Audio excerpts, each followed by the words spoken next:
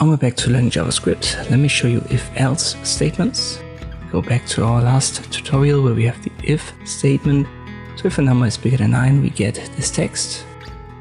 I've made it 99 so we can see it, but if I make it 5, I refresh, we can't see it because the number is not bigger than 9. At 50 we can see it again. So if our condition number bigger than 9 is true, we get our text, and if it is false, we don't see anything. Would be nice to have something displayed when it's false, and this is what we can achieve using an else statement. And we simply add it after the if. So here comes the code for a number not bigger than 9.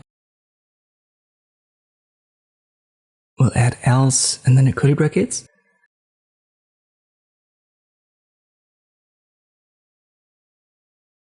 The else doesn't have a condition because it's the default state when the condition for the if is false.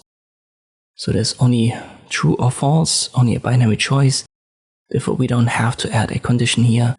For a number being smaller than 9, it's just a default case when the number is not bigger than 9.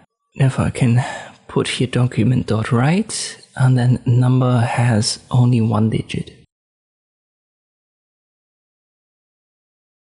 Let us test it.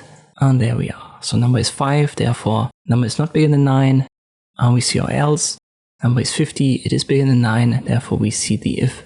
We'll make that 3. And if I inverse this here, so make this number smaller than 9, we'll get number has more than one digit. Because number is now set to 3, 3 is smaller than 9, therefore the if condition becomes true. And therefore our document.write number has more than one digit is printed out.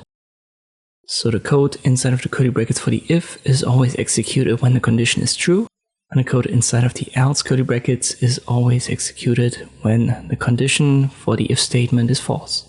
For our logic to be valid, I have to make this bigger than 9 obviously. And this is a general way to use if-else statement in JavaScript. I hope this video was helpful, thank you for watching, and I'll see you next time.